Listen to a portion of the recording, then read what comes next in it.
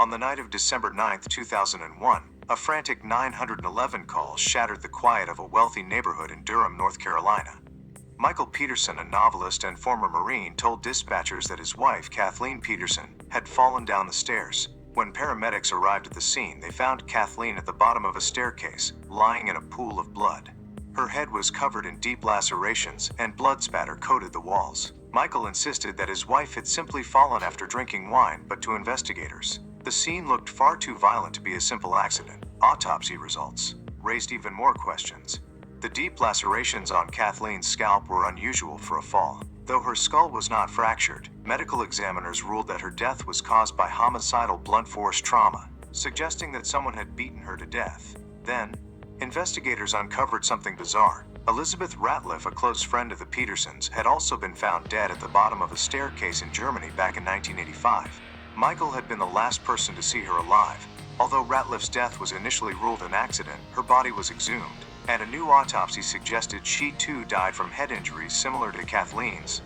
Trial began in July 2003, drawing national attention. The prosecution painted Michael Peterson as a liar who was living a double life.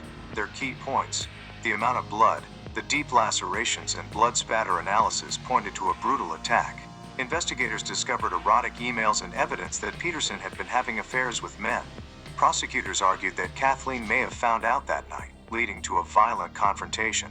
They used Ratliff's case to argue that Michael had a pattern of being linked to deadly stairway falls. A missing fireplace blowpoke, which later mysteriously reappeared, was suspected to be the murder weapon. On October 10, 2003, after nearly 4 months of testimony, the jury found Michael Peterson guilty of first-degree murder. He was sentenced to life in prison without parole. For many, the case was closed, but it was far from over. In 2011, Peterson's legal team discovered that Dwayne Deaver, the state's blood spatter expert, had lied under oath about his qualifications and misled the jury with his analysis. Because of this misconduct, a judge overturned Peterson's conviction and granted him a new trial. After spending 8 years in prison, Peterson was released on house arrest in December 2011. Rather than face a new trial, Peterson agreed to an Alford plea in 2017, meaning he pleaded guilty to manslaughter but maintained his innocence. He was sentenced to time served and walked free.